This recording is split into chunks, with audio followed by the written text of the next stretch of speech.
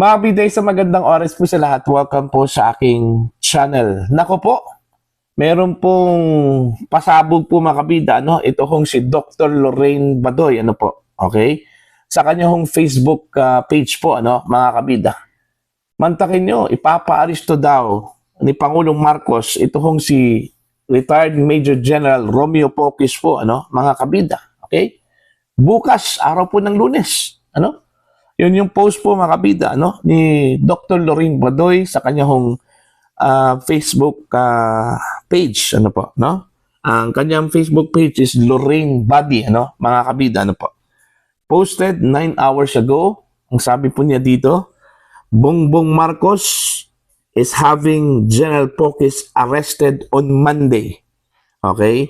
Hindi ka lang magnanakaw tulad ng tatay mo, pasista ka pa. Adik. Okay? Yun yung exact wordings po sa post po mga kabida ni Dr.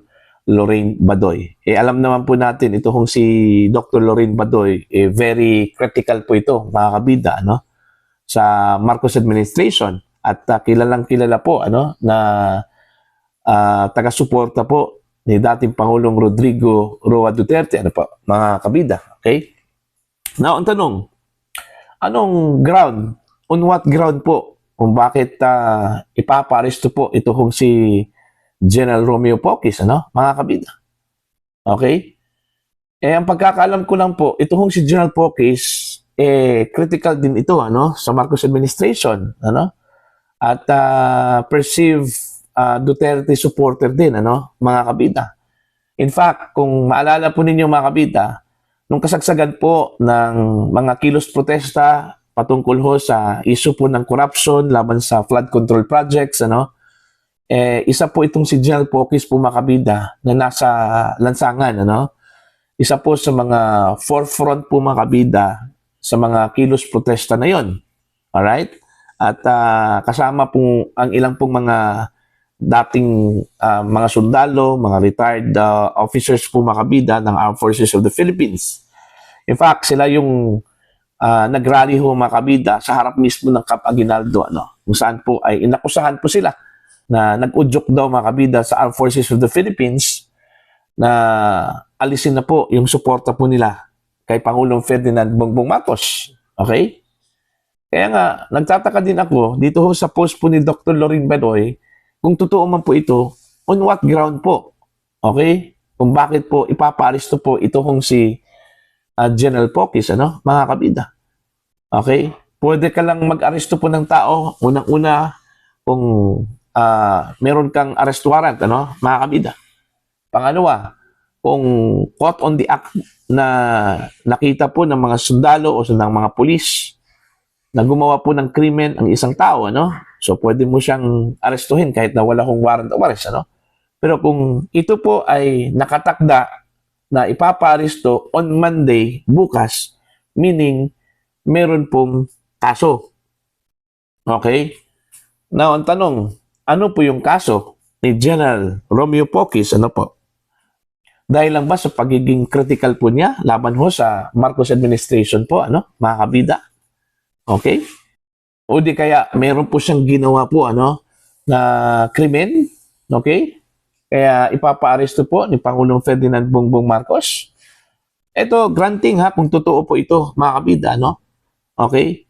O baka naman po, nasagap lang po ito, mga kabida, ni Dr. Lorraine Badoy, okay?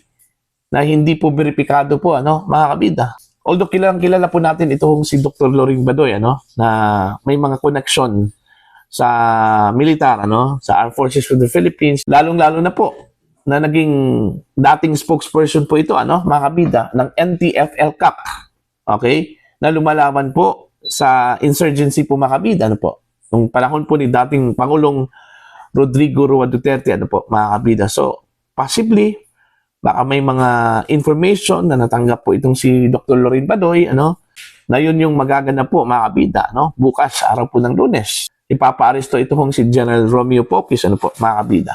So, titingnan po natin kung totoo ba itong isinuwalat po mga kabida ni Dr. Lorraine Badoy sa kanyang Facebook page patungkol sa pag-aresto po mga kabida kay General Romeo Pukis bukas.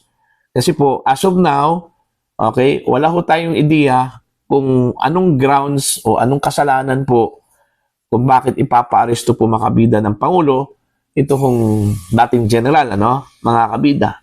Ang nakakaalam lang po dito, ito kung si Dr. Lorin Badoy. I'm sure alam po niya kung ano po yung grounds, mga kabida. Pero hindi lang niya sinabi sa kanyang post. Sana sinabi na lang po ni Dr. Lorin kung ano po yung dahilan kung bakit ipapa-aresto po ni Pangulong Marcos ito kung si General Pokis. Ayun, mga kabida. Okay, kung ipapa-aresto na walang grounds dahil lang pagiging critical po sa administrasyon, hindi naman po maganda yon, Parang bumalik na po tayo sa Marcia Nunyan, mga kabida, di ba? Kung ipapa-aresto mo ang isang tao na wala hong dahilan, dahil lang po critical sa administrasyon, lumalaban sa administrasyon, hindi na po yun maganda, mga kabida, po. Okay? So, yun po, nakakatakot, nakakabahala yung post po ni Dr. Lorraine. Alright? Kung totoo man po ito, mga kabida. Okay?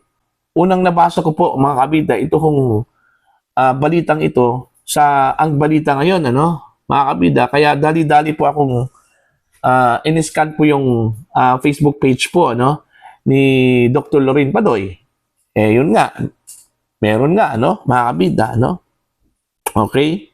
Nakabalandra yung kanyang post na nagsabi po mga kabida, Bongbong Marcos is having General Pokis arrested on Monday.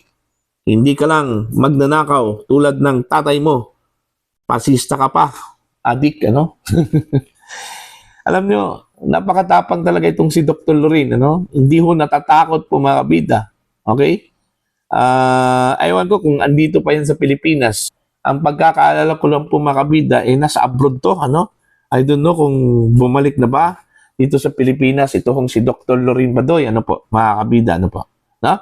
Now, granting po mga kabida, kung totoo po ito, po, hindi kaya magre-react po dito yung iba pang mga retired military officers po, sa mangyayari po kay General Romeo Pokis, po, mga kabida.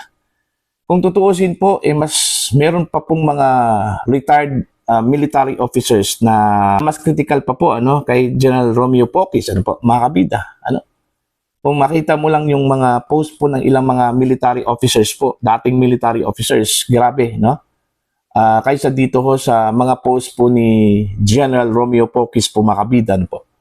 Okay? Hindi kaya magre-react itong mga opisyal na ito kung sakali man pong ipapa-aresto po ng Pangulo po mga kabida, ito kung si General Romeo Pokis, po.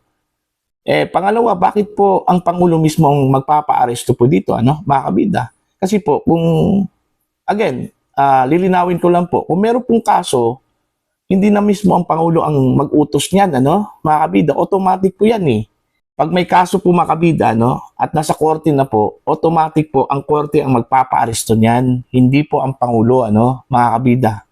Kaya nagtataka nga ako dito sa post po ni Dr. Lorraine Badoy kung bakit ang Pangulo po mismo ang magpapa-aresto po kay General Romeo Pokis. Okay? Kasi naalala ko po yung panahon po ng martial law po, mga kabida. Although bata pa po ako noon, mga kabida. Pero sa mga nababasa ko po, history about the martial law during the Marcos administration, Marcos Sr., mga kabida. Yun yung mga nangyari ho noon, ipinapa-aresto po ang mga tao o ang mga personalidad na critical po sa administrasyon, mga kabida, po, Kaya nga, nung nabasa ko po ito kung post po ni Dr. Lorraine Badoy, nanumbalik sa akin yung nangyari ho sa martial law according to what I've read, mga kabida, batay sa mga nabasa ko po, na grabe po noon, na kahit na walang kasalanan ng tao, kahit na inakusahan lang po, may nag-intriga po mga kabida, inaaresto na po, ng mga sundalo po noon, ng mga pulis po noon, po, mga kabida. Kaya, nagtatanong lang din ako ngayon, kay Dr. Lorraine Badoy, on what ground? Kung alam po niya, yung ground po ay dapat ipinost din niya mga kabida. Kung ano po yung ground. Okay? Kung bakit ipapaaresto po siya ni Pangulong Ferdinand Bongbong Marcos. Okay? Para malaman po natin kung valid ba yung ground. Kung may kaso, walang problema kasi may kaso yun eh. Korte na po yung nag-utos mga kabida na ipaaresto po sa bisa po ng warrant of arrest, po mga kabida. Pero kung ang Pangulo mismo ang nag-utos na ipapaaresto yun, nagtataka lang din tayo. Ano pang otoridad po ng Pangulo na ipapaaresto po niya, Ito kung si General Pocis, po mga kabida. Wala hong kapangyarihan po ang Pangulo na ipapaaresto po ang isang tao na walang kaso. Malinaw po yan sa ating batas po, mga kabida. Okay? Ang meron lang pong authority para ipapaaresto po ang isang tao po makabida ay korte lang po. Okay? Sa pamamagitan po ng paglabas ng arrest warrant mga kabida. Gaya ng sinabi ko po kanina, unless siguro kung caught on the act po ng Pangulo, ito kung si General Pocis na gumawa po ng krimen, okay? O pwede yun. Pwede niya ipapaaresto yun, Sa bisa po ng warrantless arrest po, mga kabida. Diba? Pero since nakatakda po ito, may nabanggit po na araw, bukas daw, Monday, so meaning, scheduled ito mga kabida na aarestuhin po si General Romeo Pocis. Alright? Kung scheduled po ito, so meaning mayroon pong arrest warrant, mga kabida. Yun yung tanong on what ground? Okay?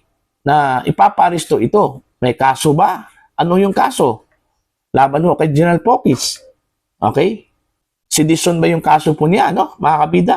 Yun lang kasi yung pinakamalapit po na dahilan kung bakit ipapaaresto po ito kung si General Romeo Pocis, mga kabida.